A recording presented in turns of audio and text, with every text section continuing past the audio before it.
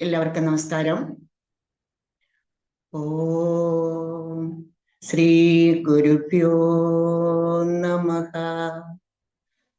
ഓം ശ്രീ പരമാത്മനേ നമഃ.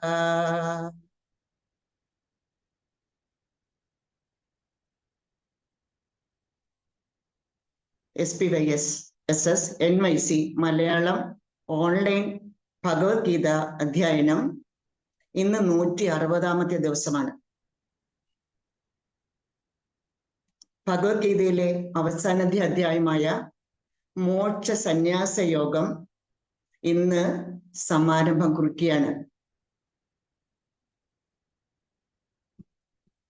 ധ്യാന ശ്ലോകം ഷേർലിയക്ക ഇൻട്രഡക്ഷൻ പറയുന്നതിന് വേണ്ടി EV നാരായണനാണ്. ചാറ്റിംഗ് ഗൈഡൻസിനായി രമയ്ക്കയും എത്തിയിട്ടുണ്ട്. എല്ലാവരെയും ആദരപൂർവ്വം സ്വാഗതം ചെയ്യുന്നു. കൂടാതെ ഇന്നിവിടെ എത്തിയിരിക്കുന്ന ബാക്കിയുള്ള എല്ലാ പാർട്ടിസിപ്പൻസിനെയും എല്ലാ യോഗബന്ധുക്കളെയും എല്ലാവരെയും സ്നേഹപൂർവ്വം ആദരപൂർവ്വം ഈ അധ്യയന പഠനത്തിലേക്ക് സ്വാഗതം ചെയ്തുകൊള്ളുന്നു. ആദ്യമായി ധ്യാന ശ്ലോകം ചെല്ലുന്നതിനായി ഷേർലിയൊക്കെ സ്വാഗതം ചെയ്യുന്നു, ഇൻവൈറ്റ് ചെയ്യുന്നു. ഹരിയോം അക്ക. ഹരിയോം. ഹരിയോം അക്ക. പാർത്ഥായ പ്രതിബോധിതാം ഭഗവതാം നാരായണേന സ്വയം വ്യാസേന ഗ്രഥിതാം പുരാണമുനിനാം മധ്യേ മഹാഭാരതം അദ്വൈതാമൃതവർഷിണീം ഭഗവതീം അഷ്ടാദശാധ്യായിനീം അംബ ത്വാമനുസന്ദധാമി ഭഗവദ്ഗീതേ ഭവദ്വേഷിണീ. നമോസ്തു തേ വ്യാസവിശാലബുദ്ധേ പുല്ലാരവിന്ദായതപത്രനേത്ര യേന ത്വയാ ഭാരതതൈലപൂർണ പ്രജ്വാലിതോ ജ്ഞാനമയ പ്രദീപഃ. പ്രപന്ന പാരിജാതായ സ്തോത്രവേത്രൈകപാണയേ ജ്ഞാനമുദ്രായ കൃഷ്ണായ ഗീതാമൃതദുഹേ നമഃ. സർവോപനിഷദോ ഗാവോ ദോഗ്ധാ ഗോപാലനന്ദന പാർത്ഥോ വത്സ സുധീർഭോക്താ ദുഗ്ധം ഗീതാമൃതം മഹത്.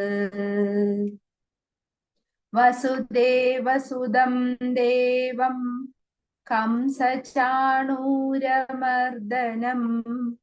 ദേവകീ പരമാനന്ദം കൃഷ്ണം വന്ദേ ജഗദ്ഗുരും.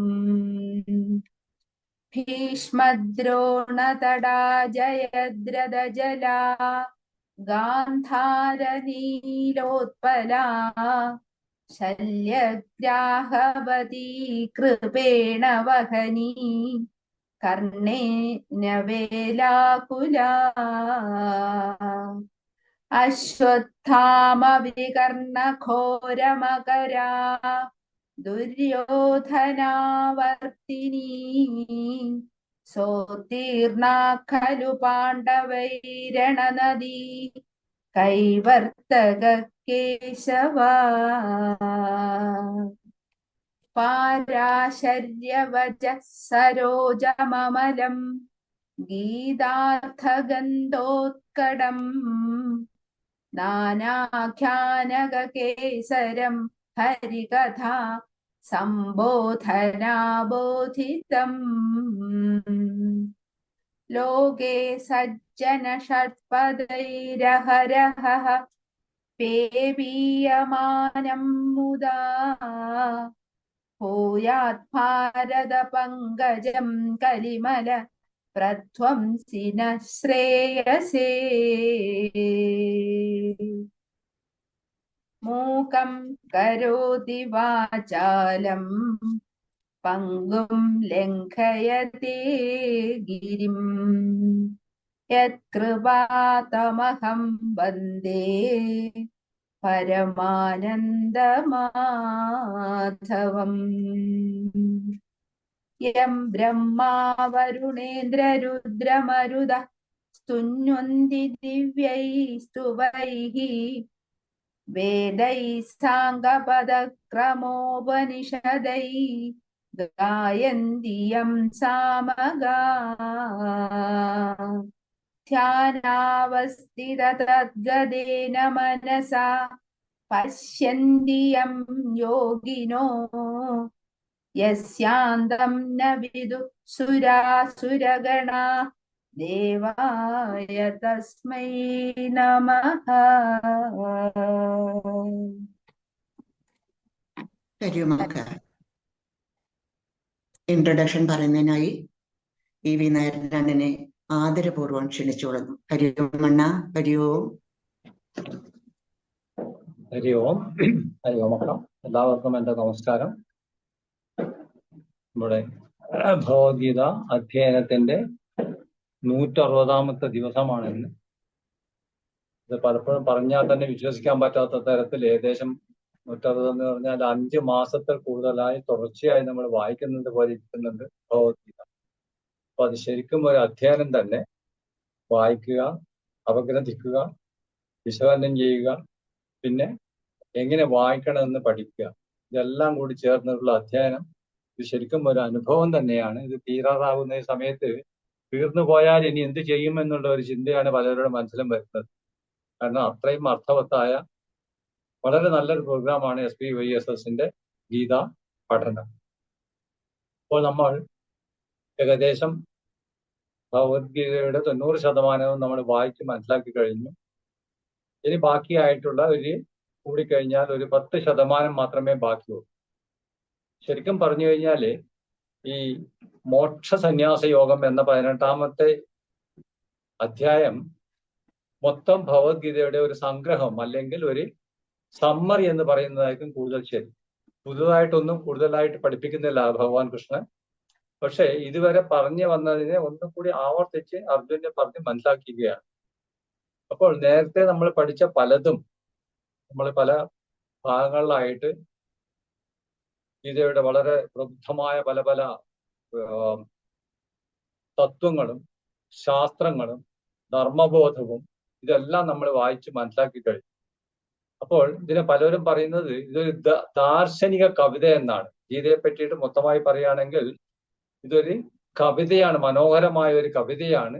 പക്ഷേ സാധാരണ കവിതയല്ല, ഇതൊരു ദാർശനികമായ ഒരു ദർശനം ഉൾക്കൊള്ളുന്ന, എന്ന് വെച്ച് കഴിഞ്ഞാൽ അതിൽ ശാസ്ത്രമുണ്ട്, അതിൽ ആധ്യാത്മികതയുണ്ട്, അതിൽ തത്വമുണ്ട്. ഇതൊക്കെ ചേർന്ന് ഉൾക്കൊള്ളുന്ന ഒരു കവിത പോലെയാണ് ഈ ഭഗവത്ഗീതയെ പറ്റിയിട്ട് പലരും വ്യാഖ്യാനിച്ചിട്ടുള്ളത്. അപ്പോൾ അങ്ങനെയുള്ള കവിതയിലെ മുത്തുകൾ പോലെ എടുത്തു നിൽക്കുന്ന കുറേ നല്ല നല്ല കാര്യങ്ങൾ, എടുത്തു പറയാൻ തക്കത്ത നല്ല നല്ല കാര്യങ്ങൾ പലയിടത്തും പറഞ്ഞു വെച്ചതിനെ ഒന്നുകൂടി ആവർത്തിച്ച് സംഗ്രഹിച്ചിട്ട് ഭഗവാൻ പറയുകയാണ് എങ്ങനെ ആയിരിക്കണം ഒരാളുടെ ജീവിത രീതി, എങ്ങനെയാണ് ഇതൊക്കെ ഉണ്ടായിരിക്കുന്നത്, ഒരാളുടെ സ്വഭാവം എന്താണ്. അപ്പൊ അതിൽ നമ്മൾ നേരത്തെ പറഞ്ഞ് മനസ്സിലാക്കിയെടുത്ത ഒരു കാര്യം വ്യക്തമായിട്ട് ഭഗവാൻ ആവർത്തിക്കുകയാണ്. എന്താണ് സന്യാസവും ത്യാഗവും തമ്മിലുള്ള വ്യത്യാസം? ആരാണ് ഒരു ശരിയായ സന്യാസി, അല്ലെങ്കിൽ ആരാണ് ഒരു മെച്ചപ്പെട്ട ജീവിതം കൊണ്ട് നടക്കുന്നത്? അത് സന്യാസമാണോ അല്ല ത്യാഗമാണോ? ത്യാഗിയായിട്ടുള്ള ഒരു മനുഷ്യനാണോ അല്ല ഒരു സന്യാസിയാണോ നമ്മുടെ മനുഷ്യ ജീവിതത്തിൽ ഉത്തമമായ ഒരു സങ്കല്പം, അല്ലെങ്കിൽ എല്ലാവരുടെ ഒരു മോഡലായി പ്രവർത്തിക്കുന്ന ആരായിരിക്കണം? അപ്പോൾ ഭഗവാൻ ഇവിടെ പറയാണ്, കർമ്മങ്ങളൊന്നും ചെയ്യാതെ കർമ്മങ്ങളിൽ നിന്നെല്ലാം വിമുഖനായി വിരക്തി നേടി, നമ്മൾ സാധാരണ ഒരു സന്യാസം എന്നുകൊണ്ട് അല്ലെ സന്യാസി എന്നുള്ളതുകൊണ്ട് ഉദ്ദേശിക്കുന്നത് എന്ന് വെച്ച് കഴിഞ്ഞാൽ കർമ്മത്തോടുള്ള പൊതുവായിട്ടുള്ള ഒരു നിരുത്തരവാദപരമായ ഒരു ജീവിത രീതി. എന്ന് വെച്ചാൽ എനിക്ക് കർമ്മം ഒന്നും ചെയ്യണ്ട, ഞാൻ എല്ലാത്തിലും വിരക്തി നേടിയിരിക്കുകയാണ് എന്ന് ചെയ്തിരിക്കുന്ന ഒരു ഈശ്വര ഭജനം ഉണ്ട്, ഇല്ലെന്നല്ല. പക്ഷെ അങ്ങനെ വിരക്തിയുള്ള ത്യജിക്കുന്ന ഒരു ത്യാഗിയായ ഒരു സന്യാസി, കർമ്മമായിട്ട് ഒന്നും ചെയ്യാതെ ഉത്സുകനല്ലാത്ത ഒരു സ്വാമിയെ ഒരു സന്യാസിയാണോ, അല്ല ത്യാഗിയായ അതേ സമയത്ത് കർമ്മത്തിൽ പൂണ്ടിരിക്കുന്ന, എന്നും കർമ്മം ചെയ്യാൻ ആഗ്രഹിക്കുന്ന, അല്ലെങ്കിൽ തന്റെ കർമ്മത്തിൽ ഒരു വിട്ടുവീഴ്ചയും ചെയ്യാതെ അതേ സമയത്ത് ഫലേച്ഛയില്ലാതെ കർമ്മം ചെയ്യുന്ന ഒരു ത്യാഗിയാണോ, ആരാണ് മെച്ചപ്പെട്ട ഒരു ജീവിത രീതി കൈക്കൊള്ളുന്നത് എന്നുള്ള ഒരു ചോദ്യം ഇതിനു മുമ്പേ നമ്മൾ പലപ്പോഴും ആവർത്തിച്ചതാണ്. പക്ഷെ ഇതിൽ ഒന്നുകൂടി ആവർത്തിച്ച് ശ്രീകൃഷ്ണൻ പറയാണ്, സന്യാസമല്ല ത്യാഗമാണ്, അല്ലെങ്കിൽ റിനൻസിയേഷൻ എന്ന് പറയും. ആ ത്യാഗമാണ് എനിക്ക് ഏറ്റവും പഥ്യം എന്നാണ് പറയുന്നത്. ഒന്നിനോടും ഒരു ആഭിമുഖ്യമില്ലാതെ, അല്ലെങ്കിൽ ഒന്നിനോടും ഒരു ഫലേച്ഛ കാണിക്കാതെ അതേ സമയത്ത് തന്റെ കർമ്മങ്ങൾ തനിക്ക് സ്വധർമ്മം എന്നാണ് പറയുന്നത്. ഗീതയിൽ പലപ്പോഴും പറയുന്നതാണ്. അർജുനോട് അത് ആവർത്തിച്ച് പറയാണ്, അർജുന നീ നിന്റെ സ്വധർമ്മം മറക്കരുത് എന്നാണ് പറയുന്നത്. അങ്ങനെയുള്ള സ്വധർമ്മം കൊണ്ട് നടക്കുന്ന കർമ്മോത്സുകനായ ഒരു സന്യാസി വര്യൻ ആണ് എല്ലാം ഉപേക്ഷിച്ച് ഒന്നിനോടും ഒരു തൃപ്തിയോ അല്ലെങ്കിൽ ഒരു അടുപ്പമോ കാണിക്കാതെ എല്ലാത്തിൽ നിന്നും വിരക്തി നേടി നടക്കുന്ന ഒരു സന്യാസിയേക്കാൾ എനിക്ക് പഥ്യമെന്ന് ശ്രീകൃഷ്ണൻ പറയുന്നു. അത് നമ്മൾ എന്തുകൊണ്ടാണ് നേരത്തെ വായിച്ച് മനസ്സിലാക്കിയതാണ്. അതുപോലെ തന്നെ ശ്രീകൃഷ്ണൻ പറയുന്ന പിന്നൊരു കാര്യം കൂടെയുണ്ട്. ഭഗവാൻ എന്റെ അവസാന ഭാഗത്ത് ഇങ്ങനെ ഇതിന്റെ പലതിന്റെയും റിപ്പീറ്റേഷനാണ് പറയുന്നത്. 18ാമത്തെ അധ്യായത്തിൽ നിങ്ങളിപ്പോ ഇനി പഠിച്ചു പോകുമ്പോഴും മനസ്സിലാക്കും. ഇത് നമ്മൾ നേരത്തെ പറഞ്ഞതിന്റെ രണ്ടാമത് ഒന്നും കൂടി ആവർത്തിച്ച് പറയുകയാണ്. പിന്നെ പറയാണ് ഗുണത്രയങ്ങളെ പറ്റിയിട്ട് ആവർത്തിച്ച് പറയുന്നത്. നമ്മളിപ്പോ ഗുണത്രയങ്ങൾ ഇപ്പൊ ഈയിടെ വായിച്ചു കഴിഞ്ഞതേ ഉള്ളൂ. സത്വഗുണം, രജോ ഗുണം, തമോ ഗുണം, ഈ ഗുണങ്ങൾ എന്താണ്, ഇതെങ്ങനെയാണ് ഈ 3 ഗുണങ്ങളും വരുന്നത്, ഓരോ ഗുണത്തിനുമുള്ള പ്രത്യേകത എന്താണെന്നും ഈ അധ്യായത്തിൽ ഭഗവാൻ പ്രതിപാദിക്കുന്നു. അപ്പോഴേ എന്നെ ഭജിക്കുവാൻ എല്ലാം സർവത്യാഗം ചെയ്ത് എന്നെ ഭജിക്കുവാൻ, സത്വഗുണത്തോടുകൂടി എന്നെ ഭജിക്കുന്നവൻ ആണ് പരമമായ ഇത് എന്താ പറയാ കൈവല്യം നേടുന്നവൻ അവനായിരിക്കും എന്നാണ് പറയുന്നത്. എന്ന് വെച്ച് കഴിഞ്ഞാൽ ഇപ്പോ അതിന്റെ ഉദാഹരണം പറയുന്നത്, ബ്രഹ്മത്വത്തിൽ വിശ്വസിച്ച് സത്വഗുണത്തോടുകൂടി എല്ലാം ത്യജിച്ച് അതേ സമയത്ത് മൊത്തമായിട്ട് നമ്മുടെ ഈ ബ്രഹ്മലോകത്തിന് മുഴുവൻ ഗുണം വരണം എന്നുള്ള ഒരു സാന്നിധ്യത്തോടു കൂടി, അല്ലെങ്കിൽ ഒരു ആഗ്രഹത്തോടു കൂടി ജീവിക്കുന്ന ഒരു യോഗി, അതേപോലെ ത്യാഗവും യാഗവും ഒക്കെ ചെയ്യുന്ന ഒരു രാജാവ്, എന്തിനു വേണ്ടിയിട്ട്, തന്റെ പേരും പെരുമയ്ക്കും വേണ്ടിയിട്ട് ചെയ്യുന്ന ഒരു രാജാവ്. ഈ 2 പേരും ചെയ്യുന്നത് ത്യാഗവും യാഗവുമാണെങ്കിലും രാജാവിന്റെ ത്യാഗത്തിനും യാഗത്തിനും ഒരു ഫലേച്ഛ, എന്റെ പേര്, എന്റെ കീർത്തി എന്നുള്ള ഒരു ബ്രാൻഡ് ഉണ്ട്. അതുകൊണ്ട് തന്നെ രാജാവിൻ്റെത് പറയുകയാണെന്ന് വെച്ച് കഴിഞ്ഞാൽ അത് സത്വഗുണമല്ല, അത് രജോ ഗുണമാണ്. ഇപ്പോ സത്വഗുണത്തിന്റെ മുമ്പിൽ രജോ ഗുണം ഒന്നുമല്ല. ഇനിയിപ്പോ 3ാമത്തെ തമോ ഗുണത്തെ പറ്റിയും പറയുന്നുണ്ട്. എന്താന്ന് വെച്ച് കഴിഞ്ഞാൽ ഇഗ്നറന്റ്, വിവരമില്ലാത്തവർ അല്ലെങ്കിൽ അജ്ഞാനികൾ ചെയ്തു കൂട്ടുന്ന കുറെ കാര്യങ്ങൾ, അത് പൂജയാകാം, പ്രാർത്ഥനയാകാം, പക്ഷെ ഒന്നും അറിയാതെ അർത്ഥഹീനമായിട്ട് ചെയ്യുന്ന കുറെ കാര്യങ്ങൾ, അത് തമോ ഗുണത്തിൽപ്പെട്ടതാണ്. അപ്പോൾ അതിന് ഈ 3ന്റെയും ഗുണങ്ങളുടെ വ്യത്യാസം ഇതിൽ ആവർത്തിച്ച് പറയുന്നു. പിന്നൊരു കാര്യം പറയുന്നത്, നമ്മുടെ ചാതുർവർണ്ണത്തെ പറ്റിയിട്ടും അല്ലെങ്കിൽ വർണ്ണാശ്രമത്തെ പറ്റിയും ഇതിൽ അവസാനത്തെ പാദത്തിൽ വീണ്ടും ആവർത്തിച്ച് പറയുന്നുണ്ട്. കാരണം നമ്മള് ചാതുർവർണ്ണത്തെ പറ്റി അല്ലെങ്കിൽ വർണ്ണാശ്രമത്തെ പറ്റി, നമ്മുടെ കാസ്റ്റ് സിസ്റ്റത്തിനെ പറ്റിയിട്ട് നമുക്ക് വളരെ ക്രിട്ടിക്കലായിട്ട് നമ്മൾ പറയാറുണ്ട്. നമ്മൾ ഇത് വേദത്തിൽ നിന്ന് നമ്മൾ എടുത്തതാണ്, ഉദ്ധരിച്ചതാണെന്ന്. പക്ഷേ ഇവിടെ ആവർത്തിച്ച് പറയാണ്, ഇത് ആ അർത്ഥത്തിലല്ല ചാതുർവർണ്ണം വന്നിരിക്കുന്നത്. ചാതുർവർണ്ണം എന്ന് പറഞ്ഞു കഴിഞ്ഞാൽ അത് ഉദ്ദേശിക്കുന്നത് ഒരാളുടെ സ്വഭാവം, ഗുണം, ജന്മനാനുള്ള സ്വഭാവം, ഗുണം അനുസരിച്ചിട്ടാണ് ഒരു വ്യക്തിയുടെ പ്രവൃത്തി മണ്ഡലം തിരഞ്ഞെടുക്കുന്നതെന്നാണ് പറയുന്നത്. അപ്പൊ അതുകൊണ്ട് തന്നെ അത് ഒരു ജാതി വ്യവസ്ഥയായി മാറ്റാൻ അല്ലെങ്കിൽ മാറണം എന്ന് ഗീതയിൽ എവിടെയും പറയുന്നില്ല എന്ന് ആവർത്തിച്ച് പറയുന്നു. ഇതിനൊക്കെ വിശകലനം ചെയ്തവര് പറഞ്ഞു തന്നിട്ടുള്ള എന്താണെന്ന് വെച്ച് കഴിഞ്ഞാൽ, ഇത് ചാതുർവർണ്ണത്തിനോട് ബന്ധപ്പെട്ടായിട്ടുള്ള ഒരു വ്യാഖ്യാനമല്ല ഇത്. നേരെ മറിച്ചിട്ട് ഒരു മനുഷ്യന്റെ, അവൻ ഏത് കുലത്തിൽ പിറന്നാലും ഏത് ജാതിയിൽ പിറന്നാലും അതുകൊണ്ട് തന്നെ വാൽമീകിയുടെയാണ് ഒരു ക്ലാസിക്കലായിട്ട് എക്സാമ്പിൾ. വാൽമീകി എവിടെ ജനിച്ചു എവിടെ വളർന്നു എന്നല്ലാതെ, അന്ന് വളർന്നു എന്നത് കൊണ്ടല്ല, പക്ഷെ എവിടെ എത്തി എന്നുള്ള ഒരു സ്ഥിതി കൊണ്ടാണ് പറയുന്നത്. അല്ലെങ്കിൽ വാൽമീകി പ്രഖ്യാപിതനാവുന്നത്, എല്ലാവരെക്കാളും ഉത്തമനായ ഒരു ഋഷി അല്ലെങ്കിൽ മഹർഷിയായി മാറുന്നത് അദ്ദേഹത്തിന്റെ സ്വഭാവ ഗുണം കൊണ്ടാണ്. അപ്പോൾ അതുപോലെ ജനനം കൊണ്ടല്ല, പക്ഷെ അവന്റെ സ്വഭാവത്തിന്റെയും ഗുണം കൊണ്ടും ആണ് ഒരാളുടെ വ്യക്തിത്വം രൂപപ്പെടുന്നതെന്നാണ് പറയുന്നത്. അതുകൊണ്ട് തന്നെ അത് എല്ലാവരും അതൊന്ന് ശരിക്കും വായിച്ച് മനസ്സിലാക്കി കഴിഞ്ഞാൽ നമ്മുടെ ഈ വർണ്ണാശ്രമത്തെ പറ്റിയുള്ള നമ്മുടെ ഈ തെറ്റിദ്ധാരണ കുറെയൊക്കെ മാറിക്കിട്ടും. എന്ന് വെച്ച് കഴിഞ്ഞാൽ ഇതൊരു ജാതി വ്യവസ്ഥയുടെ ഭാഗമല്ല എന്ന് ആവർത്തിച്ച് പറയുന്നുണ്ട് കൃഷ്ണൻ. പിന്നെ ഓരോരാളുടെ ധർമ്മത്തെ പറ്റിയിട്ട് ഇതിൽ ആവർത്തിച്ച് പറയുന്നുണ്ട്. എന്ന് വെച്ച് കഴിഞ്ഞാൽ തുടക്കം തന്നെ സ്വധർമ്മത്തെ പറ്റിയിട്ടുള്ള അർജുനന്റെ ഒരു കൺഫ്യൂഷൻ അല്ലെങ്കിൽ ഒരു ഉത്കണ്ഠയിൽ നിന്നാണ് തുടങ്ങുന്നത്. കാരണം വില്ലാളി വീരനാണ്, പക്ഷേ യുദ്ധത്തിന്റെ തുടക്കത്തിൽ തന്നെ താൻ ഗുരുക്കന്മാരായി കരുതുന്ന അല്ലെങ്കിൽ പിതാവിന്റെ സ്ഥാനത്ത് നിൽക്കുന്ന അത്രയും പ്രാഗൽഭ്യമുള്ള പലരും തന്റെ എതിരാളികളായി കൺമുമ്പിൽ വന്ന് ആയുധവും എടുത്ത് നിൽക്കുമ്പോൾ അർജുനനുണ്ടാകുന്ന ആ ഒരു കൺഫ്യൂഷൻ അല്ലെങ്കിൽ എന്താ ചെയ്യണമെന്ന് പറ്റാത്ത ഒരു സ്ഥിതി, അവിടെ നിന്ന് ഭഗവാൻ ശ്രീകൃഷ്ണൻ പറഞ്ഞു കൊടുക്കുകയാണ് എന്താണ് സ്വധർമ്മം എന്ന്. ഇത് ഈ സ്വധർമ്മ ഭഗവത്ഗീതയിലെ വളരെ പേര് കേട്ട ഒരു വ്യാഖ്യാനമാണ്. എന്താന്ന് വെച്ച് കഴിഞ്ഞാൽ നമ്മൾ എല്ലാം ചെയ്യേണ്ടിയിരിക്കുന്നത് നമ്മുടെ സ്വധർമ്മം അനുസരിച്ചിട്ടാണ്. അപ്പൊ ആ സ്വധർമ്മത്തിലാണ് അർജുനൻ യുദ്ധം ചെയ്യേണ്ടവനാണ്, സ്വധർമ്മം പാലിക്കണം എന്നുള്ളത് അവന്റെ കർമ്മമാണ് എന്നുള്ള ആവർത്തിച്ച് പറയുന്നത്. പിന്നെ ഒന്നുള്ളത് കർമ്മത്തിനെ പറ്റിയിട്ടുള്ളത്, ഏതൊക്കെ കർമ്മം ചെയ്യണം, എങ്ങനെ കർമ്മം ചെയ്യണം എന്നുള്ളതിനെ പറ്റിയുള്ള ഒരു വ്യാഖ്യാനം ഇതിൽ പറയുന്നുണ്ട്. ഇതൊക്കെ ആ ലാസ്റ്റില് നേരത്തെ നമ്മൾ പഠിച്ചത് തന്നെ അതിന്റെ തന്നെ ഒരു ആവർത്തനം എന്ന് തന്നെ കാണാം. പക്ഷെ ഇതില് അവസാനമായിട്ടുള്ള ഭാഗങ്ങളാണ് വളരെ വളരെ ഭംഗിയായി എനിക്ക് തോന്നിയത്. എന്ന് വെച്ച് കഴിഞ്ഞാൽ ഇത് അവസാനിക്കുന്ന നേരത്തെ 18-ാം അധ്യായത്തിന്റെ അവസാന ഭാഗങ്ങളില്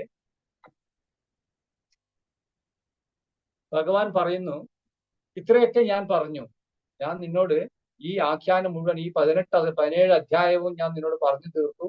അതിൽ നല്ലതും ചീത്തയും ഏതാണെന്ന് ഞാൻ നിനക്ക് വിവരിച്ചു തന്നു. ഇനി നിന്റെ ബുദ്ധി എന്നിൽ അർപ്പിക്കുക എന്നാണ് പറയുന്നത്. ഇത് എല്ലാ മതത്തിലും പറയുന്ന ഒരു കാര്യമാണ്. ഫൈനൽ സറണ്ടറിങ് എന്നാണ് പറയുന്നത്. ഈ സറണ്ടർ ടു മീ എന്ന് പറയുന്നത് എന്ന് പറഞ്ഞാൽ എന്നിൽ നീ എല്ലാം അർപ്പിക്കുക. അപ്പോഴേ ഇത് ബുദ്ധമതത്തിലാണെങ്കിലും ക്രിസ്തു മതത്തിലാണെങ്കിലും ഇസ്ലാം മതത്തിലൊക്കെ ആണെങ്കിലും ഇത് തന്നെ ഇതേ തത്വമാണ് പറയുന്നത്. എന്തെന്ന് വെച്ച് കഴിഞ്ഞാൽ ദൈവത്തിൽ നീ അർപ്പിക്കുക, ദൈവത്തിനെ അവിശ്വസിക്കരുത് എന്നാണ് അതിന്റെ വേറൊരു വ്യാഖ്യാനം. പക്ഷെ ഇത് ഭഗവത്ഗീത 3000 അല്ലെങ്കിൽ അത് 4000 വർഷങ്ങൾക്ക് മുമ്പേ ക്രിസ്തു മതത്തിന്റെയും ഇസ്ലാം മതത്തിനേക്കാളൊക്കെ 4000 വർഷം മുമ്പ് തന്നെ പറഞ്ഞ് പഠിപ്പിച്ച ഒരു വാക്യമാണ് ഈ നിങ്ങളുള്ള പൂർണ്ണമായ അർപ്പണം, ഭഗവാനുള്ള അർപ്പണം കൊണ്ട് മാത്രമേ നിനക്ക് ജീവിതത്തിൽ നിനക്ക് മനസ്സമാധാനം കിട്ടുള്ളൂ എന്ന് പറയുന്നത് ഭഗവത്ഗീതയിൽ മാത്രമാണ്. ആ കാലഘട്ടങ്ങളിലെ തുടങ്ങിയതാണത്. അപ്പോ അവസാനം അങ്ങനെ നിന്റെ ബുദ്ധി രൂപപ്പെടുത്തുക, നീ നിന്റെ ബുദ്ധി നിന്റെ സ്വധർമ്മം അനുസരിച്ച് എന്നിൽ അർപ്പിച്ച് നീ മുമ്പിലോട്ട് പോകുക എന്നുള്ളത് അർജുനനോട് ചോദിക്കുകയാണ് കൃഷ്ണൻ. നീ എനിക്ക് ഇപ്പോൾ മനസ്സിലായോ എന്ന് നേരെ എടുത്ത് ചോദിക്കുകയാണ്.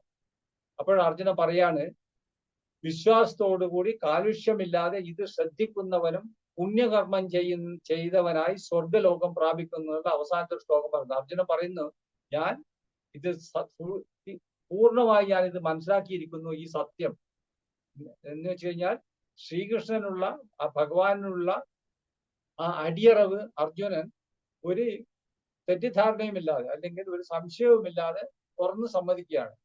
എന്നിട്ട് അപ്പോൾ പറയാണ്, ഈ സത്യം മനസ്സിലാക്കിയവൻ നീ മാത്രമല്ല. ഈ ഒരു ശ്ലോകം വളരെ പ്രധാനമാണ്. ശ്ലോകം 71 18-ാമത്തേതില് ശ്രദ്ധാവാൻ അനസൂയശ്ച ശൃണുയാദപി യാനര സോവിമുക്ത ശുഭാൻ ലോകാൻ പ്രാപ്നയാത് പുണ്യകർമാണാം. എന്ന് വെച്ച് കഴിഞ്ഞാല് വിശ്വാസത്തോടു കൂടി കാലുഷ്യമില്ലാതെ ഇത് ശ്രദ്ധിക്കുന്നവനും പുണ്യകർമ്മം ചെയ്തവനായി സ്വർഗലോകം പ്രാപിക്കുന്നതാണ് പറയുന്നത്. ഇത് കേട്ടു നിന്നവനും, ഇതിലിപ്പോ രണ്ട് ക്യാരക്ടേഴ്സേ ഉള്ളൂ, പിന്നെ ഒരു ഭാഗത്ത് അർജുനനും മറ്റേ ഭാഗത്ത് ശ്രീകൃഷ്ണനേ ഉള്ളൂ. പക്ഷെ കൃഷ്ണൻ ഭഗവാൻ പറയാണ് ഇത് കേട്ടു നിന്നവനും സ്വർഗലോകം പ്രാപിക്കും. കാരണം ഇത് വളരെ അതീവമായ രഹസ്യമാണെന്നാണ് പറയുന്നത്.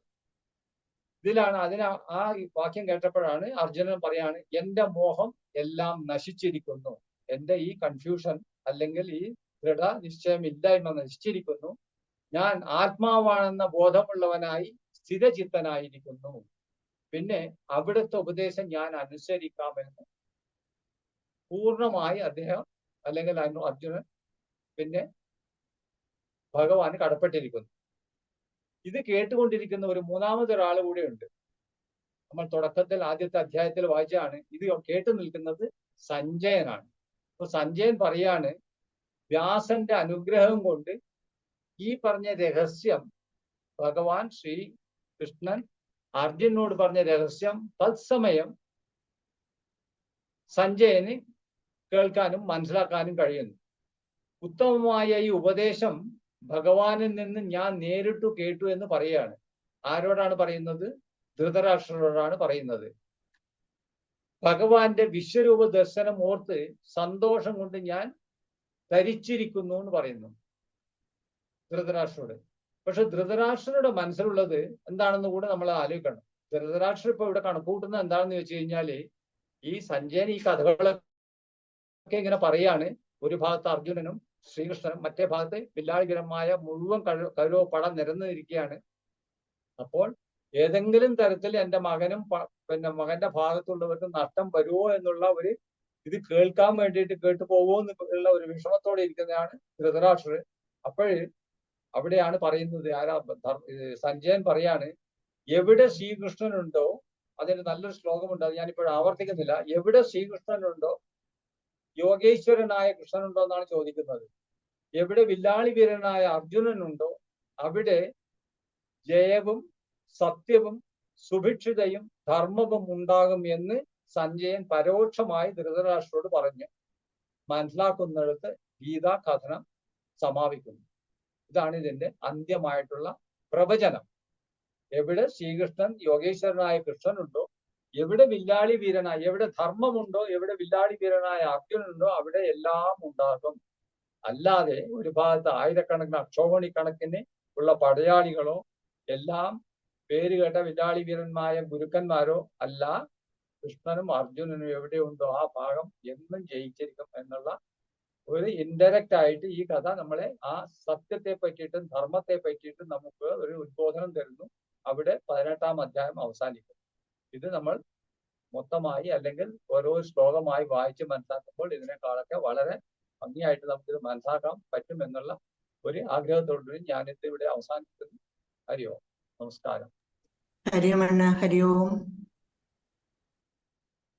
ചാറ്റിംഗ് ഗൈഡൻസിനായി രമയൊക്കെ ആദരപൂർവ്വം ക്ഷണിക്കുന്നു. ഒപ്പം ശ്ലോകം 1, 2, 3 റെപ്പിറ്റേഷൻ ചെയ്യുന്നതിനായി ദേവകിയൊക്കെയും വിവരണം നൽകുന്നതിനായി സരോജിനിയൊക്കെയും ആദരപൂർവ്വം ക്ഷണിക്കുന്നു. ഹരി ഓം. ഹരി ഓം. ഹരി ഓം. ഹരി ഓം അക്ക. ശ്രീ ഗുരുഭ്യോ നമഃ. ഓം ശ്രീ പരമാത്മനേ നമഃ. ഭഗവദ്ഗീത അഷ്ടാദശോധ്യായഃ.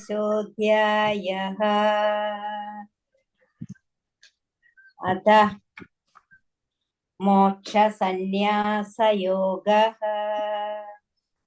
എല്ലാവർക്കും നമസ്കാരം. ഇവിടെ നമ്മൾ അവസാനത്തെ അധ്യായത്തിൽ എത്തിയിരിക്കുകയാണ്. ശരിക്ക് പറയുകയാണെങ്കിൽ ഏറ്റവും വലിയ ഒരു അധ്യായമാണ്. 78 ശ്ലോകങ്ങൾ അടങ്ങിയതാണ്. അപ്പൊ മനുഷ്യന്റെ ആത്യന്തികമായ ഒരു ലക്ഷ്യമാണ് മോക്ഷപ്രാപ്തി എന്നത്. അതിനായി നമ്മൾ പലതും ത്യജിക്കേണ്ടിയിരിക്കുന്നു. ഉദാഹരണമായി സ്വാർത്ഥത, കർമ്മഫല ഇച്ഛ, ഇതൊക്കെ മാറ്റേണ്ടിയിരിക്കുന്നു. ഇതെല്ലാം മാറിക്കഴിഞ്ഞാലത്തെ അവസ്ഥ എന്താണ്? സന്യാസം. അപ്പോ സന്യാസത്തിലൂടെ മോക്ഷ മാർഗത്തെ ലഭ്യമാക്കുക എന്നൊരു തത്വമാണ് 18ാമത്തെ അധ്യായത്തിൽ കൂടെ ഭഗവാൻ നമുക്ക് പറഞ്ഞു തരുന്നത്. നമുക്ക് പാരായണം തുടങ്ങാം. ആദ്യത്തെ 1ാമത്തേതായിട്ടുള്ള ശ്ലോകം തുടങ്ങാം.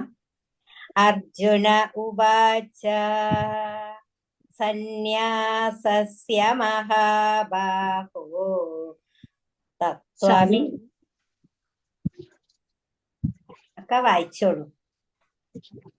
സന്യാസസ്യ മഹാബാഹോ തത്വമിച്ഛാമി വേദിതും തത്വമിച്ഛാമി വേദിതും ത്യാഗസ്യ ച ഋഷീകേശ ത്യാഗസ്യ ച ഹൃഷീകേശ പൃഥക് കേശി നിഷൂദന പൃഥക് കേശി നിഷൂദന സന്യാസസ്യ മഹാബാഹോ തത്വമിച്ഛാമി വേദിതും സന്യാസസ്യ മഹാബാഹോ തത്വമിച്ഛാമി വേദിതും ത്യാഗസ്യ ച ഋഷീകേശ പൃഥക് കേശി നിഷൂദന ത്യാഗസ്യ ച ഹൃഷീകേശ പൃഥക് കേശി നിഷൂദന സന്യാസസ്യ മഹാബാഹോ തത്വമിച്ഛാമി വേദിതും ത്യാഗസ്യ ച ഋഷീകേശ പൃഥക് കേശി നിഷൂദന സന്യാസസ്യ മഹാബാഹോ തത്വമിച്ഛാമി വേദിതും ത്യാഗസ്യ ച ഹൃഷീകേശ പൃഥക് കേശി നിഷൂദന. അടുത്തതായി ശ്ലോകം 2.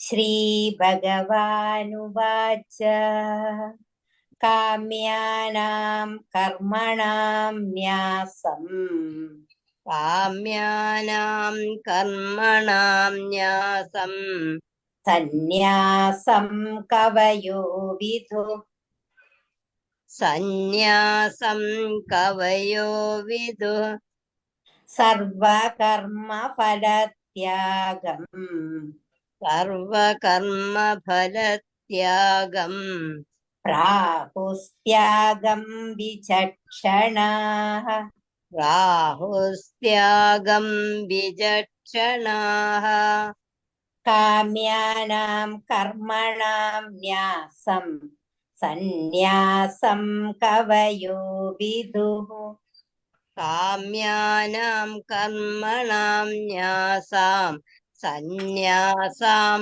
കവയോ വിദുഃ സർവകർമ്മ ഫലത്യാഗം പ്രാഹുസ്ത്യാഗം വിചക്ഷണാഃ സർവകർമ്മഫലത്യാഗം പ്രാഹുസ്ത്യാഗം വിചക്ഷണാഃ കാമ്യാനാം കർമ്മണാം ന്യാസം സന്യാസം കവയോ വിദുഃ സർവകർമ്മ ഫലത്യാഗം പ്രാഹുസ്ത്യാഗം വിചക്ഷണാഃ കാമ്യാനാം കർമ്മണാം ന്യാസം സന്യാസം കവയോ വിദുഃ സർവകർമ്മഫലത്യാഗം പ്രാഹുസ്ത്യാഗം വിചക്ഷണാഃ. അടുത്തതായി ശ്ലോകം 3. ത്യാജ്യം ദോഷവദിത്യേകേ ത്യാജ്യം ദോഷവദിത്യേകേ കർമ്മ പ്രാഹുർമനീഷിണഃ കർമ്മ പ്രാഹുർമനീഷിണഃ യജ്ഞദാന തപഃ കർമ്മ യജ്ഞദാന തപഃ കർമ്മ ന ത്യാജ്യമിതി ചാപരേ ത്യാജ്യമിതി ചാപരേ ത്യാജ്യം ദോഷവദിത്യേകേ കർമ്മ പ്രാഹുർമനീഷിണഃ. ത്യാജ്യം ദോഷവദിത്യേകേ കർമ്മ പ്രാഹുർമനീഷിണ. യജ്ഞദാന തപഃ കർമ്മ ന ത്യാജ്യമിതി ചാപരേ. യജ്ഞദാന തപ കർമ്മ ന ത്യാജ്യമിതി ചാപരേ. ത്യാജ്യം ദോഷവദിത്യേകേ കർമ്മ പ്രാഹുർമനീഷിണഃ. യജ്ഞദാന തപഃ കർമ്മ ന ത്യാജ്യമിതി ചാപരേ. ത്യാജ്യം ദോഷവദിത്യേകേ കർമ്മ പ്രാഹുർമനീഷിണ. യജ്ഞദാന തപ കർമ്മ ന ത്യാജ്യമിതി ചാപരേ. ഹരി ഓം. അടുത്തതായി നമുക്ക് വ്യാഖ്യാനം ശ്രവിക്കാം.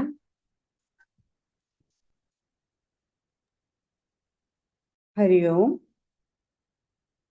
ഓം ശ്രീ ഗുരുഭ്യോ നമ.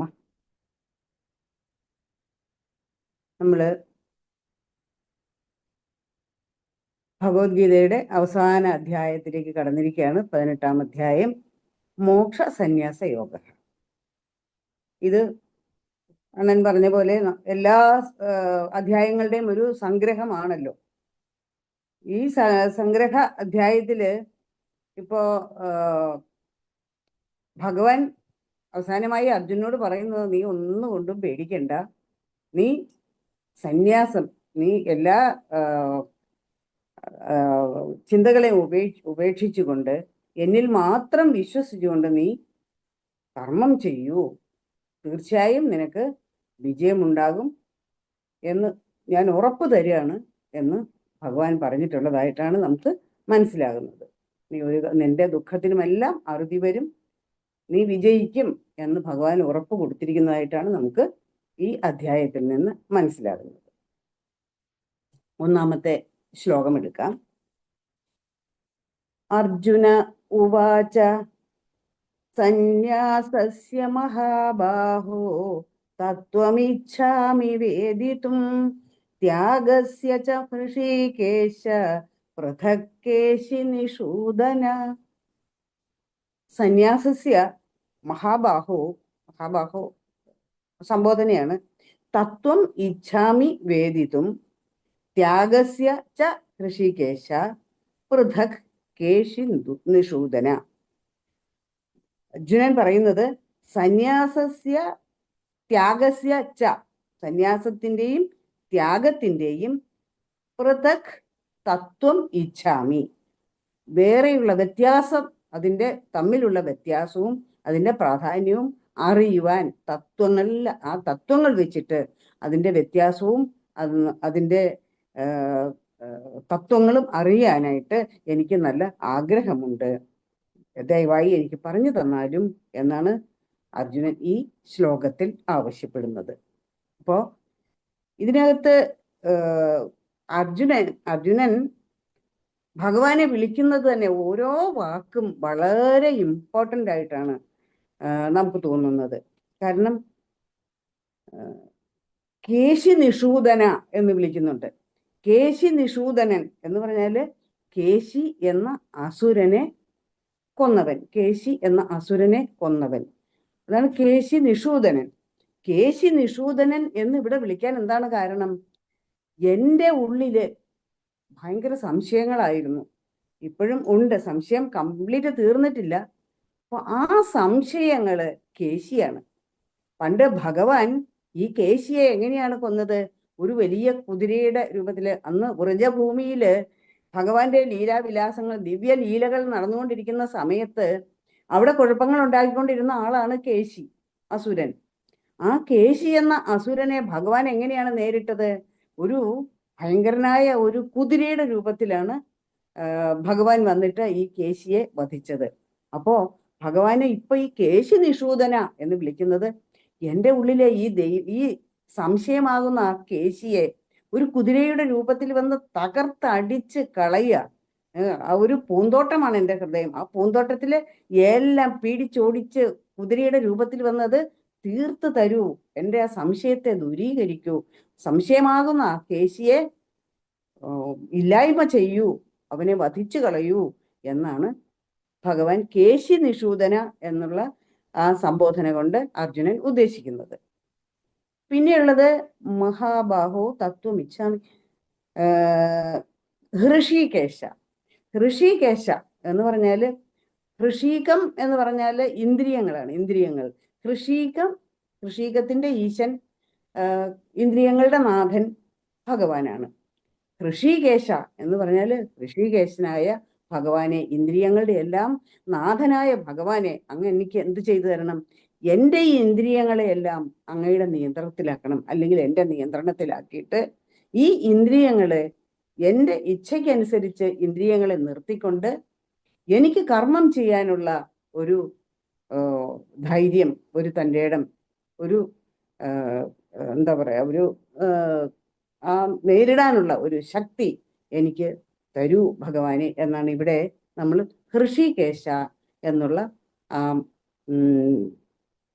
വാക്കുകൊണ്ട് ഇവിടെ ഭഗവാൻ ഉദ്ദേശിക്കുന്നത്. എൻ്റെ ഇന്ദ്രിയങ്ങളെ നിയന്ത്രണത്തിലാക്കിക്കൊണ്ട് എനിക്ക് യുദ്ധം ചെയ്യാനായിട്ട്, കർമ്മം ചെയ്യാനായിട്ട് അവസരം ഉണ്ടാക്കി തരൂ ഹൃഷികേശ എന്ന് വിളിക്കുന്നു. പിന്നെ ഇവിടെ പൃഥക് എന്നൊരു വാക്കുണ്ട്. പൃഥക് എന്ന് പറഞ്ഞു കഴിഞ്ഞാൽ ഈ സന്യാസവും ത്യാഗവും തമ്മിലുള്ള വ്യത്യാസമാണല്ലോ ഭഗവാൻ ചോദിക്കുന്നത്. അപ്പൊ അവിടെ ആ വ്യത്യാസത്തെ അതാണ് അവിടെ പറയുന്നത്.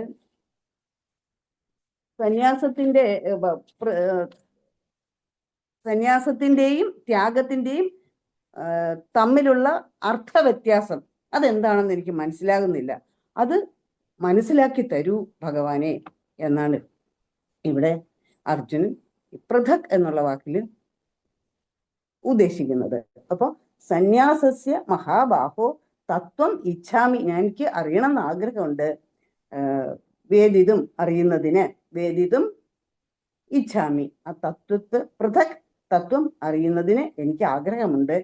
ത്യാഗസ്യ സന്യാസസ്യ ച പൃഥക് തത്വം ഇച്ഛാമി വേദിതും എന്ന് ഭഗവാനോട് പറയുകയാണ്. നമുക്ക് രണ്ടാമത്തെ ശ്ലോകത്തിലേക്ക് കടക്കാം. ഇപ്പൊ നമുക്ക് മനസ്സിലായിട്ടുള്ളത് എന്താണ്? കർമ്മം എന്ന് പറഞ്ഞാല് സന്യാസം സ്വീകരിച്ചുകൊണ്ട്, എല്ലാ കർമ്മങ്ങളെയും ത്യജിച്ചുകൊണ്ട് സന്യാസം സ്വീകരിക്കുക, അതാണ് സന്യാസി എന്ന് നമ്മൾ മനസ്സിലാക്കുന്നത്. ത്യാഗിയാണെങ്കിൽ എങ്ങനെയാണ്? കർമ്മഫലങ്ങളെ ആസ്വദിക്കാനുള്ള ആ ആഗ്രഹം ഉണ്ടല്ലോ, കർമ്മം ചെയ്താൽ അതിനുള്ള ഫലം ഉണ്ടാവും, ആ ഫലത്തെ ആസ്വദിക്കാനുള്ള ആഗ്രഹം അത് ഉപേക്ഷിക്കുന്നത്, അതാണ് ത്യാഗി. അപ്പൊ കർമ്മഫലത്തിന്റെ ആ ആസ്വാദനം അത് വേണ്ടെന്ന് വെച്ചിരിക്കുകയാണ്, അതാണ് ത്യജിക്കുന്നത്, അതാണ് ത്യാഗി. കർമ്മം ഉപേക്ഷിച്ചിട്ട് സന്യാസം മാത്രം മതി എന്ന് വിചാരിക്കുന്നത് സന്യാസിയും, കർമ്മം ചെയ്തിട്ട് കർമ്മത്തിന്റെ ഫലങ്ങളെ ആസ്വദിക്കാനുള്ള ആഗ്രഹം അത് ഉപേക്ഷിക്കുന്നവൻ ത്യാഗിയും ആണെന്നാണ് നമുക്ക് മനസ്സിലാകുന്നത്. രണ്ടാമത്തെ ശ്ലോകം നോക്കാം. കാമ്യാനാം കർമ്മണാം ന്യാസം സന്യാസം കവയോ വിദുഹു സർവകർമ്മഫലത്യാഗം പ്രാഹുഹു ത്യാഗം വിചക്ഷണാഹ. ശ്രീ ഭഗവാൻ പറയുകയാണ്, ശ്രീ ഭഗവാൻ ഉവാച കാമ്യാനാം കർമ്മണാം ന്യാസം, കാമ്യകർമ്മങ്ങൾ, അതായത് എന്തെങ്കിലും ഫലം ആഗ്രഹിച്ചുകൊണ്ടുള്ള കർമ്മങ്ങൾ, കാമ്യാനാം കർമ്മണാം ന്യാസം, അത് ആ ന്യാസം അത് അത് കാമ്യകർമ്മങ്ങൾ അത് ഉപേക്ഷിക്കലാണ് സന്യാസം. പിന്നെ സർവകർമ്മഫലത്യാഗം, എല്ലാ കർമ്മങ്ങളുടെയും ഫലം അത് വേണ്ടെന്ന് വെക്കുന്നവനാണ് ത്യാഗി, അത് ത്യാഗവുമാണ്. പ്രാഹുഹു ത്യാഗം വിചക്ഷണാഹ, വിചക്ഷണാഹ പറയുകയാണ്, അതായത് അറിവുള്ളവര്, ബുദ്ധിമാന്മാര് പറയുന്നതാണ്. പ്രാഹുഹു എന്ന് പറഞ്ഞാൽ പറയുന്നു, ഇത്രയുമാണ് വിചക്ഷണന്മാര് പറയുന്നത് എന്നാണ് ശ്രീ ഭഗവാൻ ഉവാച.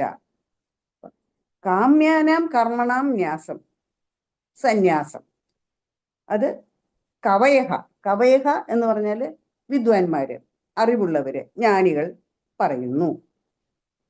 കാമ്യ കർമ്മങ്ങളെ ത്യജിക്കൽ, അതായത് ആഗ്രഹത്താൽ പ്രേരിതമായ കർമ്മങ്ങളെ ഉപേക്ഷിക്കലാണ് സന്യാസം. എല്ലാ കർമ്മങ്ങളുടെയും ഫലങ്ങളെ ത്യജിക്കുന്നതാണ് ത്യാഗം. ഇത് പണ്ഡിതന്മാർ പറയുന്ന കാര്യമാണ്. ത്യാഗം എന്നാൽ കർമ്മത്യാഗമാണ്. ഭൗതിക സുഖങ്ങൾക്ക് വേണ്ടി കർമ്മങ്ങളെ ഉപേക്ഷിച്ചിട്ട്, ഭൗതിക സുഖങ്ങൾക്ക് വേണ്ടി ഉള്ള കർമ്മങ്ങളെ ഉപേക്ഷിച്ചിട്ട് സന്യാസ ജീവിതത്തിലേക്ക് പ്രവേശിച്ചവരെ നമ്മൾ കർമ്മ സന്യാസികൾ എന്ന് പറയുന്നു. അതായത് ഭൗതിക സുഖങ്ങൾക്ക് വേണ്ടിയുള്ള കർമ്മങ്ങളൊന്നും വേണ്ട, അല്ലാതെ സന്യാസത്തെ സ്വീകരിക്കുന്നവരാണ് കർമ്മ സന്യാസിമാര്.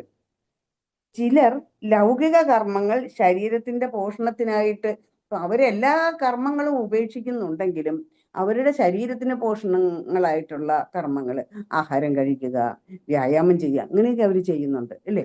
അതും ഒരു കർമ്മമാണ്. അതും കാമ്യകർമ്മത്തിൽ വേണമെങ്കിൽ പെടുത്താം.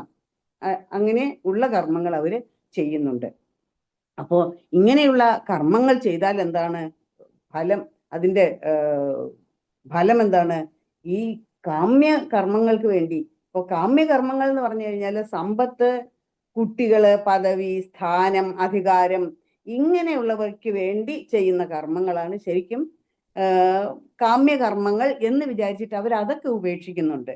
പക്ഷേ അവർ സ്വയം അവരുടെ ശരീരത്തിന് ആവശ്യമായ ചില കർമ്മങ്ങളൊക്കെ ചെയ്യുന്നുണ്ട്. ഇങ്ങനെയുള്ള കർമ്മങ്ങൾ ചെയ്താൽ എന്താണ്?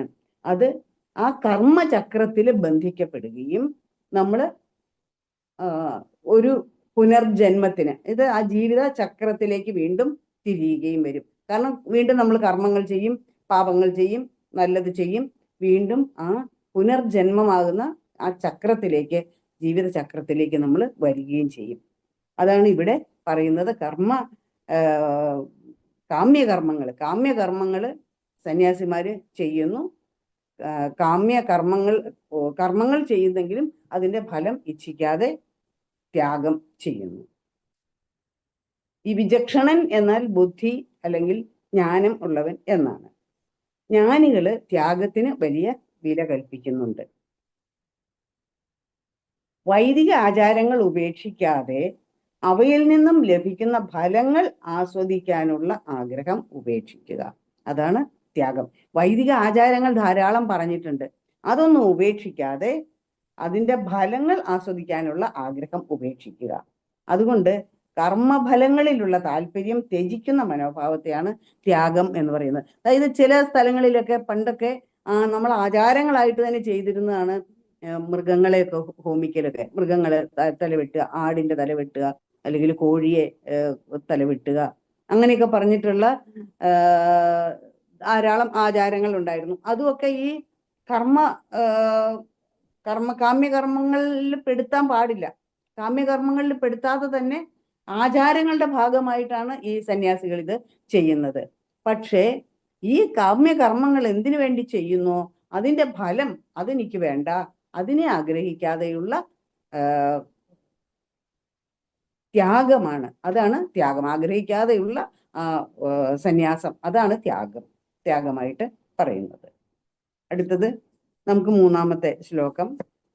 ത്യാജ്യം ദോഷവത് ഏകേ നിധി ഏകേ കർമ്മ പ്രാഹുഹു മനീഷിണഃ. ത്യാജ്യം ദോഷവദിത്യേകേ. ത്യാജ്യം ദോഷവത് എന്ന് പറയണേ, ദോഷവദിത്യേക എന്ന് പറയരുത്, ദോഷവദിത്യേക എന്ന് വായിക്കരുത്. ത്യാജ്യം ദോഷവത് ഇതി ഏകേ കർമ്മ പ്രാഹുഹു മനീഷിണഃ. യജ്ഞദാന തപ കർമ്മ ന ത്യാജ്യം ഇതി ച അപരേ. മറ്റു ചിലർ പറയുന്നത് ഇത്, മറ്റു ചിലർ പറയുന്നത് ഇത്. അങ്ങനെയാണ്. മനീഷിണഃ പ്രാഹുഹു, ചില ബുദ്ധിയുള്ളവർ ഇങ്ങനെ പറയുന്നു. എന്നാൽ വേറെ ചിലര് യജ്ഞം ദാനം തപഹ കർമ്മ ന ത്യാജ്യം, അതൊന്നും ത്യാജ്യമല്ല എന്ന് കുറച്ചു പേര് പറയുന്നു. ഇതിനകത്ത് പറയുമ്പോൾ ഈ പണ്ട് നമ്മൾ സാഖ്യയോഗമൊക്കെ പഠിച്ചിട്ടുണ്ടല്ലോ. അപ്പോൾ വാദികളായിട്ടുള്ള വലിയ പണ്ഡിതന്മാരുണ്ട്. അവർ പറയുന്നത് എന്താ വെച്ചാൽ എല്ലാ കർമ്മങ്ങളും കാമ്യകർമ്മങ്ങളാണ്. എന്തെങ്കിലും ഒരു അക്രമവാസനയെങ്കിലും അതിൻ്റെ പുറകിലുണ്ടാവും. എന്ത് കർമ്മങ്ങൾ ചെയ്താലും അതില് ഒരു ഒരു ഒരു ഉദ്ദേശം, ഒരു പ്രചോദനം ഉണ്ടാകും ആ കർമ്മങ്ങൾക്കൊക്കെ.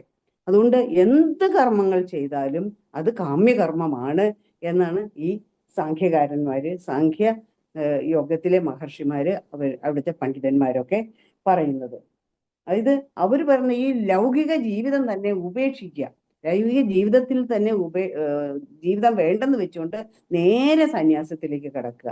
ഒരു കർമ്മങ്ങളും ചെയ്യേണ്ട, നേരെ സന്യാസത്തിലേക്ക് കിടക്കുക. ലൗകികമായിട്ടുള്ള എല്ലാ കാര്യങ്ങളിലും അവിടെ ഒരു കാമന, ഒരു കാമം ഉണ്ട് എന്നാണ് ഈ മനീഷിണ എന്ന് പറഞ്ഞാൽ പണ്ഡിതന്മാര് പറയുന്നത്. എന്നാൽ ചില വൈശേഷിക തത്വചിന്തകന്മാരായിട്ടുള്ള കുറെ പണ്ഡിതന്മാരുണ്ട്. അവര് പറയുന്നത് എന്താണെന്ന് വെച്ചാല് എല്ലാ പ്രവൃത്തികളും ആഗ്രഹത്താൽ പ്രചോദിതമായതിനാൽ അത് അല്ല പറയുന്നത് മീമാംസ ചിന്തധാരയിലെ പണ്ഡിതന്മാർ പറയുന്നത് തത്വചിന്തകൾ നിർദ്ദേശിക്കപ്പെട്ട വൈദിക പ്രവർത്തനങ്ങൾ ഒരിക്കലും ഉപേക്ഷിക്കാൻ പാടില്ല. അതായത് ദാനം, യജ്ഞം, തപസ്, അങ്ങനെയുള്ള പ്രവർത്തനങ്ങൾ, അങ്ങനെയുള്ള കാര്യങ്ങൾ ഒരിക്കലും ഉപേക്ഷിക്കാൻ പാടില്ല. അത് കാമ്യകർമ്മങ്ങളാകട്ടെ അല്ലാതാവട്ടെ എന്തായിരുന്നാലും അത് ചെയ്യണം എന്നാണ് ചില പണ്ഡിതന്മാര്, അതായത് ഇവിടെ നമ്മൾ പറയുന്നത് മീമാംസ തരത്തിലുള്ള ചിന്തയോടുകൂടിയ ചില പണ്ഡിതന്മാര് പറയുന്നത് ഈ യജ്ഞം, തപസ്, ദാനം അങ്ങനെയൊക്കെയുള്ള കർമ്മങ്ങൾ എങ്ങനെയായാലും ചെയ്തിരിക്കണം എന്നാണ് പറയുന്നത്. അതാണ് പറയുന്നത് നമ്മൾ കോഴിവെട്ട്, അങ്ങനെയുള്ള ആടിനെ വെട്ട്, അങ്ങനെയൊക്കെയുള്ള കാര്യങ്ങൾ അത് ആചാരമാണെങ്കിൽ അത് ചെയ്തേ പറ്റൂ എന്നാണ് ചില പണ്ഡിതന്മാര് പറയുന്നത്. അത് കാമ്യകർമ്മമാണെങ്കിലും എന്തായിരുന്നാലും അതിനകത്തെ ഫലം ആഗ്രഹിക്കാതിരിക്കുന്നത് മാത്രമാണ് ത്യാഗം. അല്ലാതെ ഈ കർമ്മങ്ങൾ ചെയ്യാതിരിക്കുന്നത് ശരിയല്ല എന്നാണ് പറയുന്നത്. ചിലര് പറയുന്നു ഈ ലൗകിക ജീവിതം തന്നെ ഉപേക്ഷിക്കുക, ലൗകിക ജീവിതത്തിലുള്ള ചിന്ത തന്നെ ഉപേക്ഷിച്ച് കളയുക, സന്യാസം മാത്രം ചെയ്യുക, അതാണ് സന്യാസം. അത് അവിടെ കാമ്യകർമ്മങ്ങൾ വരില്ല. ലൗകിക ജീവിതത്തോടുള്ള ആഗ്രഹം ഉപേക്ഷിച്ചു കഴിഞ്ഞാൽ പിന്നെ അങ്ങനെയുള്ള ചിന്തകള്, നമുക്ക് കാമനകളൊന്നും വരില്ല. അപ്പൊ നമ്മൾ ശരിക്കും ദൈവത്തിൽ, ഭഗവാനിൽ മനസ്സുറപ്പിച്ചുകൊണ്ട് സന്യാസം ചെയ്യാനായിട്ട് പറ്റും. അങ്ങനെ ചെയ്യണം എന്നാണ് ചിലര് അഭിപ്രായപ്പെടുന്നത്, ചില മനീഷികള് അഭിപ്രായപ്പെടുന്നത്. ഇത്രയൊക്കെയാണ് ഈ 3 ശ്ലോകങ്ങളിലെയും നമുക്ക് വിവരിച്ച് എടുക്കാനുള്ള ഭാഗങ്ങൾ. കൊണ്ട് ഞാൻ അവസാനിപ്പിക്കുന്നു. നന്ദി, നമസ്കാരം. ഹരിമക്ക, ഹരിയോ.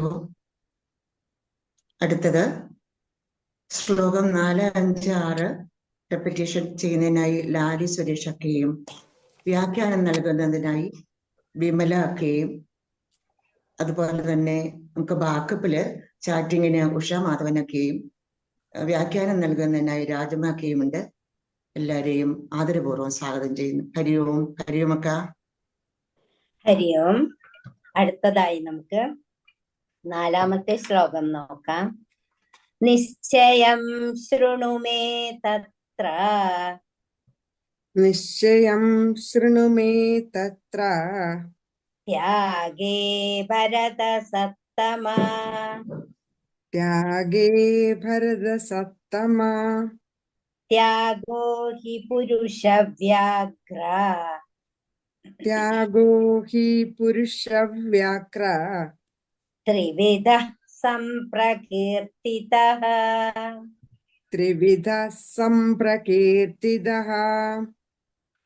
നിശ്ചയം ശൃണു മേ തത്ര, ത്യാഗേ ഭരതസത്തമ, നിശ്ചയം ശൃണു മേ തത്ര, ത്യാഗേ ഭരതസത്തമ, ത്യാഗോ ഹി പുരുഷവ്യാഘ്ര, ത്രിവിധഃ സംപ്രകീർത്തിതഃ.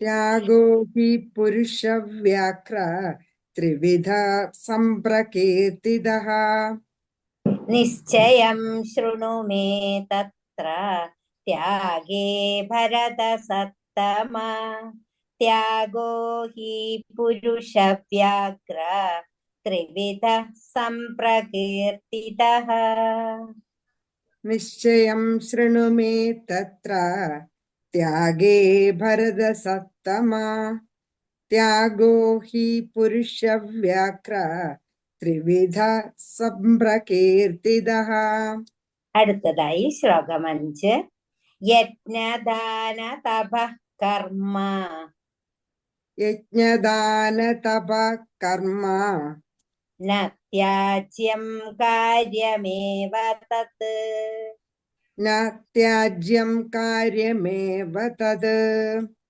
യജ്ഞോ ദാനം തപശ്ചൈവ यज्ञो दानं तपश्चैव പാവനാനി മനീഷിണാം पावनानि मनीषिणाम् യജ്ഞദാന തപഃ കർമ്മ ന ത്യാജ്യം കാര്യമേവ തത് यज्ञदान तप कर्म न त्याज्यं कार्यमेव तद् യജ്ഞോ ദാനം തപശ്ചൈവ പാവനാനി മനീഷിണാം यज्ञो दानं तपश्चैव पावनानि मनीषिणाम् യജ്ഞദാന തപഃ കർമ്മ ന ത്യാജ്യം കാര്യമേവ തത് യജ്ഞോ ദാനം തപശ്ചൈവ പാവനാനി മനീഷിണാം यज्ञदान तप कर्म न त्याज्यं कार्यमेव तद् यज्ञो दानं तपश्चैव पावनानि मनीषिणाम् അടുത്തതായി ശ്ലോകം 6 ഏതാന്യപി തു കർമാണി एतान्यपि तु कर्माणि സംഗം ത്യക്ത്വാ ഫലാനി ച संगं त्यक्त्वा फलानि च കർത്തവ്യാനീതി മേ പാർത്ഥ कर्तव्यानीति मे पार्थ നിശ്ചിതം മതമുത്തമം निश्चितं मदमुत्तमम् ഏതാന്യപി തു കർമാണി സംഗം ത്യക്ത്വാ ഫലാനി ച एतान्यपि तु कर्माणि संगं त्यक्त्वा फलानि च കർത്തവ്യാനീതി മേ പാർത്ഥ നിശ്ചിതം മതമുത്തമം कर्तव्यानीति मे पार्थ निश्चितं मदमुत्तमम् ഏതാന്യപി തു കർമാണി സംഗം ത്യക്ത്വാ ഫലാനി ച കർത്തവ്യാനീതി മേ പാർത്ഥ നിശ്ചിതം മതമുത്തമം एतान्यपि तु कर्माणि संगं त्यक्त्वा फलानि च कर्तव्यानीति मे पार्थ निश्चितं मदमुत्तमम् ഹരി ഓം. അടുത്തതായി നമുക്ക് വ്യാഖ്യാനം. ഓം ശ്രീ ഗുരുഭ്യോ നമഃ. ഓം ശ്രീ പരമാത്മനേ നമഃ. 4, 5, 6 എന്നീ ശ്ലോകങ്ങളുടെ ഭാവാർത്ഥം നമുക്ക് നോക്കാം. 3-ാമത്തെ ശ്ലോകത്തിൽ ഭഗവാൻ പറയുന്നത് ചില നിശ്ചിതമതികൾ കാമ്യകർമ്മങ്ങളിൽ തന്നെ ദോഷമുള്ളത് ഉപേക്ഷിക്കണം എന്നാണ്. എന്നാൽ മറ്റു ചിലത്, അതായത് യജ്ഞം, ദാനം, തപസ് എന്നിവ ദോഷമുള്ളത് ആയാൽ പോലും ഉപേക്ഷിക്കാൻ പാടില്ല എന്നും ഭഗവാൻ പറയുന്നു. നമുക്ക് 4-ാമത്തെ ശ്ലോകത്തിലേക്ക് കിടക്കാം. ശ്ലോകം നിശ്ചയം ശൃണുമേ തത്ര ത്യാഗേ ഭരത സത്തമാ ത്യാഗോ ഹി പുരുഷവ്യാഘ്ര ത്രിവിധ സംപ്രകീർത്തിതഃ. അല്ലയോ അർജുന, ത്യാഗം എന്ന് ഈശ്വര സാക്ഷാത്കാരം നേടി സത്യം എന്താണെന്ന് അറിഞ്ഞ സത്യദർശികൾ പറയുന്നത് എന്താണെന്ന് നിനക്ക് ഞാൻ പറഞ്ഞു തരാം. മാനസികമായ ഫലത്യാഗമാണ് ത്യാഗം. ഈ ത്യാഗത്തിലും സ്വാത്വികം, രാജസം, താമസം എന്നിങ്ങനെ 3 വിധമുണ്ട്. ഇതിൽ സാത്വികമായ ത്യാഗം മാത്രമേ സത്യദർശികൾക്ക് അതായത് ബുദ്ധിമാന്മാർക്ക് ഉപകരിക്കുകയുള്ളൂ. അതുകൊണ്ട് അഭിപ്രായ വ്യത്യാസങ്ങളിൽ മനസ്സിനെ ചഞ്ചലപ്പെടുത്താതെ സർവകർമ്മ ഫലങ്ങളിൽ വഴിതെറ്റാതെ അത് ശീലിക്കണം. നമ്മൾ എന്തു ചെയ്യുന്നു എന്നതിലല്ല കാര്യം, ഏത് മനോഭാവത്തോടെയാണ് കർമ്മങ്ങൾ ചെയ്യുന്നത് എന്നതിനാണ് പ്രാധാന്യം. കർമ്മങ്ങൾ ചെയ്യുന്ന മനോഭാവം അനുസരിച്ചാണ് ആ പ്രവൃത്തി സാത്വികവും രാജസവും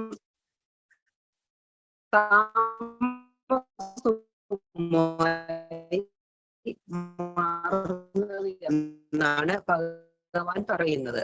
12-ാം അധ്യായത്തിൽ 11-ാം ശ്ലോകത്തിൽ നിർദ്ദേശിച്ചിട്ടുണ്ട്. ശ്ലോകം 5 നോക്കാം. ശ്ലോകം യജ്ഞം കാര്യമേവ തത് യജ്ഞോദാനം തപശ്ചൈവ പാവനാനി മനീഷിണാം. യജ്ഞം, ദാനം, തപസ് ഈ കർമ്മങ്ങൾ ഒന്നും ഉപേക്ഷിക്കാൻ പാടില്ല എന്ന് പറയുമ്പോഴും ഈ കർമ്മങ്ങളിൽ ദോഷമുണ്ടെങ്കിൽ അത് ഉപേക്ഷിക്കണം എന്ന് ചിലർ പറയുന്നു. എന്നാൽ ഭഗവാന്റെ കാഴ്ചപ്പാടിൽ യജ്ഞം, ദാനം, തപസ് ഈ കർമ്മങ്ങൾ ഒന്നും തന്നെ തീർത്തും ഉപേക്ഷിക്കാൻ പാടില്ല എന്നാണ്. നമ്മൾ നല്ല മനസ്സോടുകൂടി വേണം കർമ്മങ്ങൾ ചെയ്യാൻ. എങ്കിൽ മാത്രമേ അതിന് ചെയ്യുന്ന കർമ്മത്തിന് നല്ല ഫലപ്രാപ്തി കിട്ടുകയുള്ളൂ. അതുകൊണ്ട് കർമ്മങ്ങളല്ല ഉപേക്ഷിക്കേണ്ടത്, അത് ചെയ്യുമ്പോഴുള്ള മനോഭാവമാണ് ഉപേക്ഷിക്കേണ്ടത്. നമ്മൾ ഓരോ കർമ്മങ്ങൾ ചെയ്യുമ്പോഴും സാത്വികമായ ശ്രദ്ധയോടുകൂടി ചെയ്താൽ അത് ചെയ്യുന്നവർക്ക് മനസ്സിന്റെ ശുദ്ധി കൂടി വരും. ഈ യജ്ഞം, ദാനം, തപസ് ഇതെല്ലാം ശരിയായ ലക്ഷ്യബോധത്തോടെ മനുഷ്യർ അനുഷ്ഠിച്ചാൽ അത് അവരുടെ അന്ധകരണത്തെ ശുദ്ധീകരിക്കും. അതാണ് പാവനാനി എന്ന് ഭഗവാൻ പറഞ്ഞിരിക്കുന്നത്. അതിന് നമുക്ക് വേണ്ടത് സാധനയാണ്. ഭഗവാൻ പറയുന്ന പ്രകാരം ഏത് കർമ്മത്തിന്റെയും ഫലത്തിന്റെ ലക്ഷ്യം കർമ്മവിമുക്തിയാണ്. ഈ കർമ്മ വിമുക്തി പോലും നമ്മൾക്ക് സാത്വികമായി ചെയ്യുന്ന കർമ്മങ്ങളിൽ കൂടി മാത്രമേ നേടാൻ സാധിക്കൂ എന്ന് സാരം. നമ്മൾ പ്രതിഫലം ആഗ്രഹിക്കാതെ കർമ്മങ്ങൾ ചെയ്യുമ്പോൾ നമ്മൾ ആവശ്യമില്ലാതെ മനസ്സിൽ കൊണ്ട് നടക്കുന്ന വാസനകളാണ് ഇല്ലാതാകുന്നത്. അങ്ങനെ നമുക്കുള്ള വാസനകൾ കുറഞ്ഞു വരുമ്പോൾ കർമ്മവിമുക്തി ഉണ്ടാകും. ഈ അടങ്ങാത്ത വാസനകൾ കുറഞ്ഞു വരുമ്പോൾ ചിത്തശുദ്ധി ഉണ്ടായി മനസ്സ് ശാന്തമാകുന്നു. ഇങ്ങനെ ആത്യന്തികമായ ചിത്തശുദ്ധി മോക്ഷാനുഭവത്തിലേക്ക് വഴിതെളിക്കുന്നു. നമ്മൾ ആർക്കെന്ത് ഉപകാരം ചെയ്താലും എന്ത് കർമ്മം ചെയ്താലും ഫലേച്ഛ ആഗ്രഹിച്ചുകൊണ്ടാണല്ലോ ചെയ്യുന്നത്. ആരംഭത്തിൽ ഫലേച്ഛ ആഗ്രഹിച്ചുകൊണ്ട് കർമ്മങ്ങൾ ചെയ്താലും നമ്മുടെ ലക്ഷ്യം ഇതല്ല എന്നും മനുഷ്യർ തിരിച്ചറിയുമ്പോൾ ഇത്രയും നാൾ ഞാൻ ആഗ്രഹിച്ചതും സന്തോഷത്തോടെ കാത്തിരുന്നതും ഈ കർമ്മഫലത്തിന് വേണ്ടി ആയിരുന്നോ എന്ന് തോന്നിപ്പോകും. പക്ഷെ കർമ്മഫലം എല്ലാം ഇപ്പോൾ എനിക്ക് കിട്ടിയിട്ടും എനിക്ക് അതിലൊക്കെ സന്തോഷം തോന്നുന്നില്ലല്ലോ എന്ന് നമ്മുടെ ഉൾമനസ്സിൽ ഒരു തോന്നലുണ്ടാകും. ഇത് നമ്മുടെ മനസ്സിന് ബോധ്യപ്പെടണമെങ്കിൽ നമ്മൾക്ക് കർമ്മഫലം വന്നതിന് ശേഷം അതിനെപ്പറ്റി ചിന്തിക്കണം. അങ്ങനെ ചിന്തിച്ച് വിചാരം ചെയ്യുമ്പോൾ ആണ് നമ്മുടെ ഉള്ളിലുള്ള ഈശ്വര ബുദ്ധിക്ക് ശക്തി കൂടി ക്രമേണ വിരക്തിയും നിസ്സംഗത്വവും കൂടി വരുന്നത്. നമ്മൾ കർമ്മഫലം ആഗ്രഹിക്കാതെ നിസ്വാർത്ഥമായി കർമ്മം ചെയ്യുമ്പോൾ ആ കർമ്മഫലേച്ഛ ത്യാഗം നമ്മളെ മോക്ഷത്തിലേക്ക് നയിക്കും. അതുകൊണ്ടാണ് ഭഗവാൻ സ്വധർമാചരണത്തിന് കൂടുതൽ പ്രാധാന്യം നൽകിക്കൊണ്ട് പറഞ്ഞിരിക്കുന്നത്. ഈ ശ്ലോകം 6 നോക്കാം. ഏതാന്യപിതു കർമാണി സംഗം ത്യക്ത്വാ ഫലാനി ച കർത്തവ്യാനീതി മേ പാർത്ഥ നിശ്ചിതം മതമുത്തമം. അല്ലയോ അർജുന, ദോഷം ഉണ്ടാകൂ എന്ന് പേടിച്ച് ചെയ്യാൻ പാടില്ല എന്ന് പറയുന്ന യജ്ഞം, ദാനം, തപസ്, ഈ കർമ്മങ്ങൾ പോലും സംഘം തെക്വ ഞാൻ ചെയ്യുന്നു, എനിക്കിതിന്റെ ഫലം കിട്ടണം എന്ന് കർത്തൃരൂപം ആയ സംഘം, അതുപോലെ ഞാൻ ഇത്രയും നല്ല കർമ്മങ്ങൾ ചെയ്യുന്നു, എനിക്കിതിന്റെ ഫലം കിട്ടിയേ തീരൂ എന്ന ഭോക്തൃരൂപമായ ഫലേച്ഛ, ഈ കാര്യങ്ങൾ രണ്ടും ഉപേക്ഷിച്ച് കർത്തവ്യാനി, ഇത് നമ്മൾ ചെയ്തിരിക്കേണ്ട കർമ്മം ആണ്, ഇത് ചെയ്യുക തന്നെ വേണം എന്ന് ചിന്തിച്ച് തീരുമാനിക്കണം. സംഘത്തിന്റെയും ഫലേച്ഛയുടെയും സ്ഥാനത്ത് ഈശ്വര ബുദ്ധി ഉറപ്പിച്ചുകൊണ്ട് ലൗകികമായും ദൈവികമായാലും ചെയ്യേണ്ടുന്ന കർമ്മങ്ങൾ ഭംഗിയായി ചെയ്യണം. ഇത് തന്നെയാണ് ഭഗവാൻ നമുക്ക് തരുന്ന ഉത്തമമായ ഉപദേശം. ദോഷങ്ങൾ ഉണ്ടാകും എന്ന് മുന്നിൽ കണ്ട് കർമ്മങ്ങൾ മാറ്റി വയ്ക്കാതെ ധൈര്യത്തോടെ മുന്നോട്ട് വരണം. ഈ കർമ്മങ്ങൾ ചെയ്യുമ്പോൾ നിസ്വാർത്ഥമായ ശ്രദ്ധയോട് കൂടിയാണോ നമ്മൾ ഈ കർമ്മം ചെയ്യുന്നത് എന്ന് മാത്രം നോക്കിയാൽ മതിയാകും. അർജുനൻ ചെയ്യാൻ പോകുന്ന യുദ്ധം പോലും അത് എന്റെ കർമ്മമാണെന്നും ഈശ്വര നിശ്ചയമാണെന്നും ഞാൻ ഇതിന്റെ ഈശ്വരന്റെ കയ്യിലെ ഒരു കളിപ്പാവ പോലെയുള്ള ഉപകരണമാണെന്നും ഇതിന്റെ ഫലം എന്തായാലും എനിക്ക് കിട്ടുന്ന രീതിയിൽ അത് ഞാൻ സ്വീകരിക്കാൻ തയ്യാറാണെന്നും വിചാരിച്ച് നിസ്വാർത്ഥമായി കർമ്മം ചെയ്യുക. അങ്ങനെ പൂർണ്ണ ശ്രദ്ധയോടും നിസ്വാർത്ഥതയോടും കൂടി ചെയ്യുന്ന കർമ്മം മനസ്സിനെ ശുദ്ധീകരിക്കുകയും പവിത്രമാക്കി തീർക്കുകയും ചെയ്യുന്നു.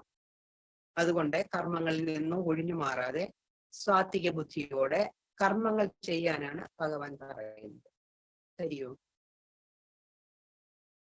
ഹരിയോം അക്ക. ഹരിയോം.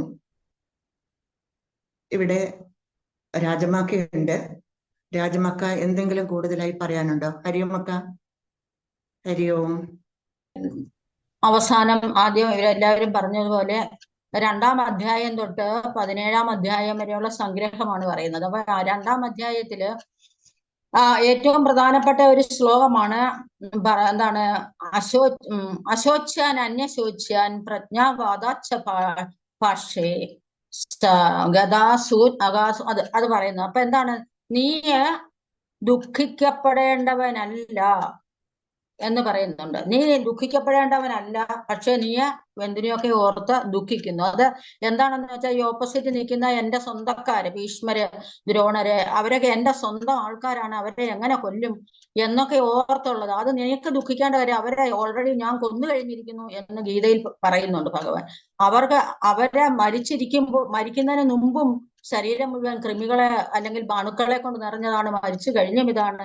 അതുപോലെ എന്താണ് പറയുന്നത്, ബാല്യം, യൗവനം, വാർദ്ധക്യം ഇതെല്ലാം കഴിയുമ്പോൾ ഈ സ്ഥൂല ശരീരം വിട്ട് നമ്മൾ ഇവിടുന്ന് പോവേണ്ടവരാണ്. നീ കൊന്നില്ല എങ്കിലും പിന്നെ ഇവർ പോവേണ്ടവരാണ്, ഞാൻ നേരത്തെ ഇവരുടെ വധം നിശ്ചയിച്ചു കഴിഞ്ഞിരിക്കുന്നതാണ് എന്ന് പറഞ്ഞിട്ട് അതിന്റെ ബാക്കിയാണ് ഈ വരുന്നതെല്ലാം. അപ്പൊ ഇവിടെ യജ്ഞം, ഇവിടെ 2-3 കാര്യങ്ങളെ ഊന്നിയാണ് ഈ പിന്നെ ഭഗവാൻ പറഞ്ഞിരിക്കുന്നത്.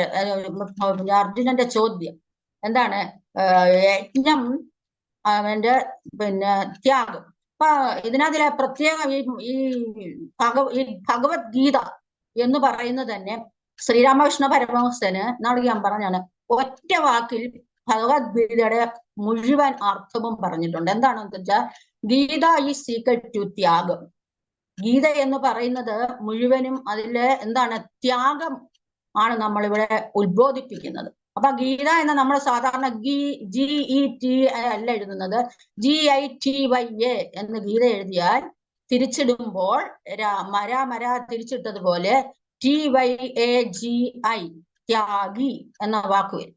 അപ്പൊ ത്യാഗത്തിന് വളരെ പ്രാധാന്യമുണ്ട്. ഇവിടെ യജ്ഞം, ഇവിടെ സാഖ്യന്മാരെ ഒരു തരത്തിൽ പറയുന്നു, മീമാംസകര് വേറൊരു തരത്തിൽ പറയുന്നു. സാഖ്യന്മാര് പറയുന്നു ത്യാഗത്തിനോ യജ്ഞത്തിനോ തപസ്സിനോ ഒന്നും ഇവിടെ വലിയ പ്രാധാന്യമില്ല.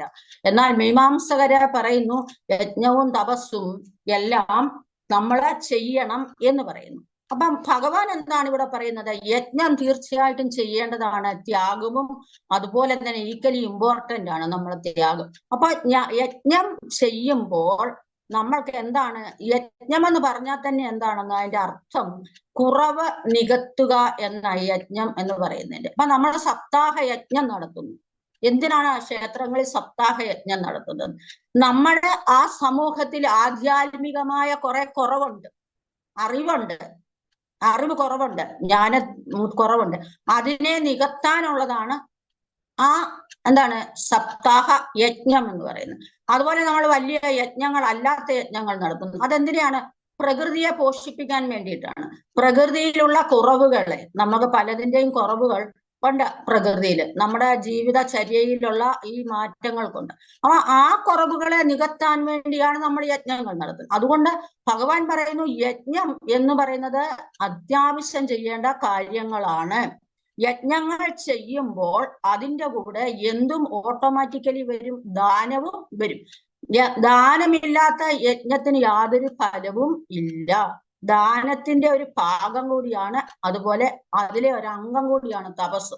അപ്പൊ ഭഗവാൻ പറഞ്ഞു വരുമ്പോൾ യജ്ഞവും പ്രധാനമാണ്, ദാനവും പ്രധാനമാണ്, തപസ്സും പ്രധാനമാണ്. അത് മൂന്നും കൂടെ ഇന്റർ കണക്റ്റഡ് ആണ്. തപസ്സില്ലാത്ത ദാനമോ ദാനമില്ലാത്ത യജ്ഞമോ പാവനം അല്ല.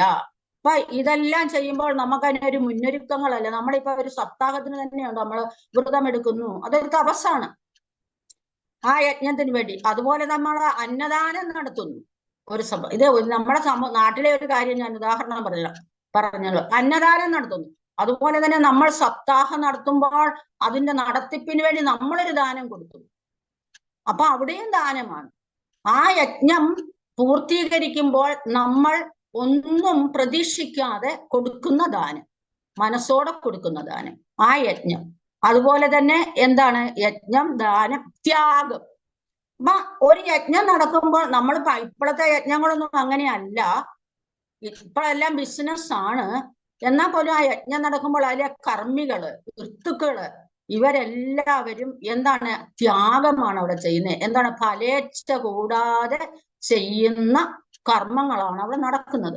അപ്പൊ അങ്ങനെയെല്ലാം ചെയ്യുമ്പോൾ ഭഗവാൻ തന്നെ പറയുന്നു, ഒരു ആസുരീയ സ്വഭാവമുള്ളവരെ പോലും അതിലേക്ക് അട്രാക്ട് ചെയ്ത് കൊണ്ടുവന്നാൽ അവരിലെ ആസുരീയത കുറയുകയും അവരിലെ സത്വ ഗുണം വർദ്ധിക്കുകയും അതുപോലെ തന്നെ മനസ്സ് സംശുദ്ധമാകുകയും ചെയ്യും. ഇവിടുത്തെ മെയിൻ നമ്മുടെ എന്താണ് മനസ്സ് ശുദ്ധമാകുക ഓരോ വ്യക്തിയുടെയും.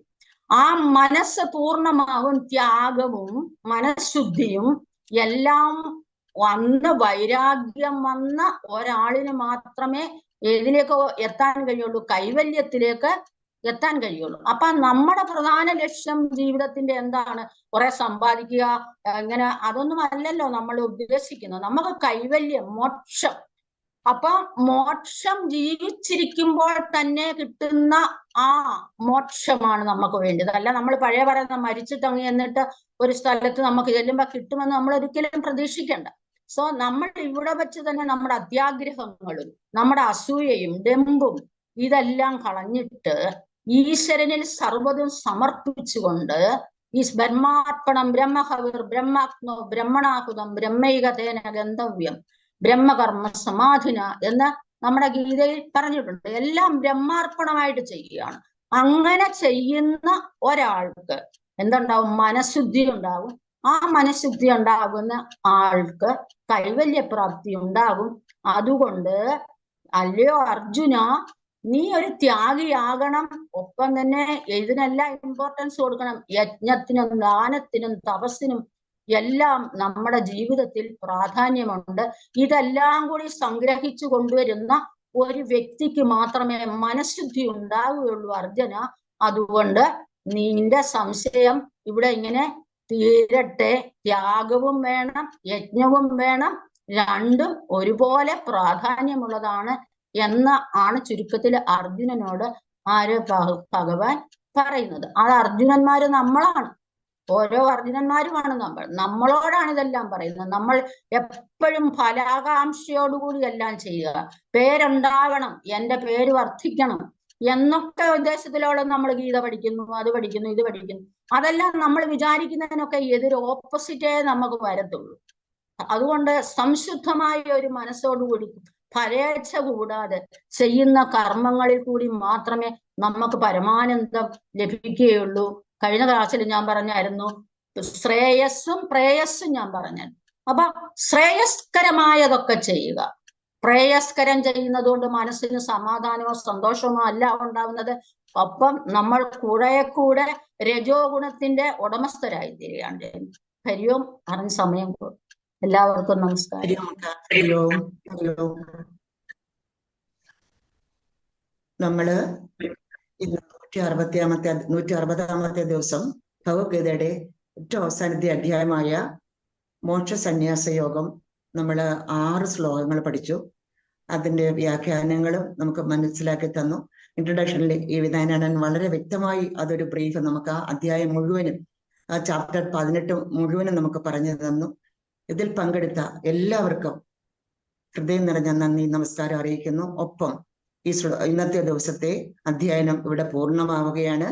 പങ്കെടുത്ത മുഴുവൻ പാർട്ടിസിപ്പൻസിനും അതുപോലെ ഇത് ശ്രവിച്ച മുഴുവൻ യോഗ ബന്ധുക്കൾക്കും നന്ദി നമസ്കാരം. നമുക്ക് ലോക കല്യാണ മന്ത്രം ചെല്ലാം.